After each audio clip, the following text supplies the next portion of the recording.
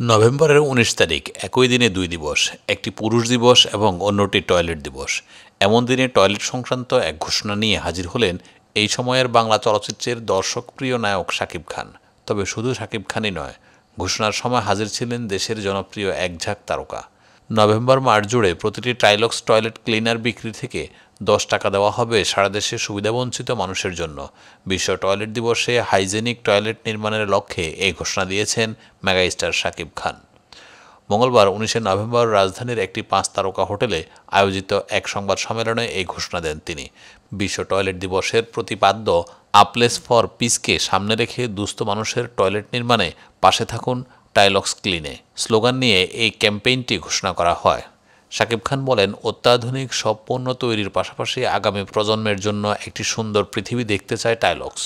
আর তাই পরিবেশের সুরক্ষা নিশ্চিত করে টাইলক্স হাইজেনিক টয়লেট ক্লিনার উৎপাদন হচ্ছে দেশের সবচেয়ে বড় টয়লেট ক্লিনার ম্যানুফ্যাকচারিং প্ল্যান্টে।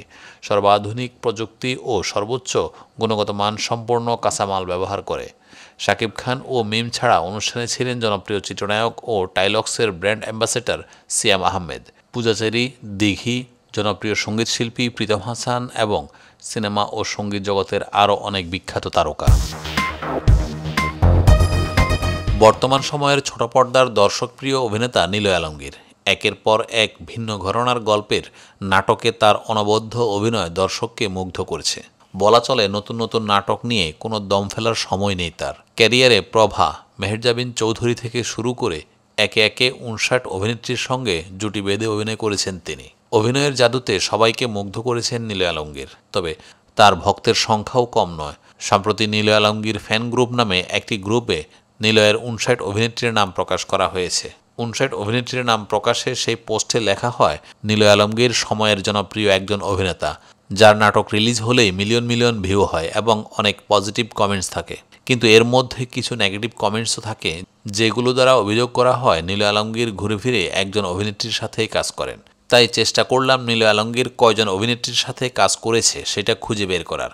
কিন্তু যেই সংখ্যা পেলাম তাতে আমি যেমন অবাক হয়েছি, আপনিও অবাক হবেন।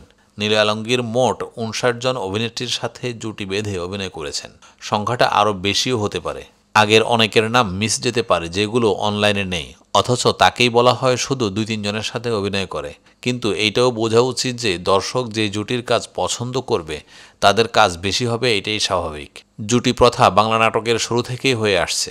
আফজাল হোসেন, সুবর্ণা মোস্তফা, জাহিদ হাসান, শমী কায়সার, তৌকির আহমেদ, বিপাশা হায়াত, টনি ডায়েস, আফসানা মিমি, মাহফুজ আহমেদ, তারিন, মোশাররফ করিম, নুসরাত ইমরোজ তিশা, মিথিলা, অপূর্ব মেহেরজাবিন, নিশু তানজিন তিশা, এমন অনেক জুটি গড়ে উঠেছিল দর্শকদের চাহিদায়। নিলয় হিমি জুটির কাজের সংখ্যা বেশি, তাই চোখেও পড়ে বেশি। সব জুটির মোট কাজের সংখ্যার সাথে গড় করলে দেখা যাবে সবার একই। দর্শক যেটা পছন্দ করবে নির্মাতা প্রযোজকরা সেটাকেই প্রাধান্য দেবে, কারণ দিন শেষে দর্শকের জন্যই এত আয়োজন। বর্তমানে নিলয় আলমগীর জুটি বেঁধে সবচেয়ে বেশি কাজ করছেন অভিনেত্রী জান্নাতুল সুমাইয়া হিমির সঙ্গে। দর্শকদের প্রশংসাও পাচ্ছে এই জুটি। হিমি ছাড়াও নিলয় জুটি বেঁধেছেন, অভিনয় করেছেন জাকিয়া বারি মমো, সালহা খানম নাদিয়া, তানিয়া বৃষ্টি, সামিরা খান মাহি, অহনা রহমান, বিদ্যাসিনা মিম, সাফা কবির, সারিকা সাবরিন, পরিমণি, তাসনুভা তিশা, ফারসা ইভানা, নাদিয়া আহমেদ, কেয়া পায়েল, তানজিন তিশা, আনিকা কবির শখ সহ আরও অনেকের সঙ্গে। প্রসঙ্গত, নিলয় বছর জুড়ে ব্যস্ত থাকেন নাটক নিয়ে। সবশেষে দ্রব্যমূল্যের ঊর্ধ্বগতি নিয়ে নির্মিত ৭ দিনের কমিশনার শিরোনামের নাটকে নিলয়কে দেখা গেছে কমিশনার চরিত্রে। এতে নিলয়ের বিপরীতে অভিনয় করেছেন তানিয়া বৃষ্টি।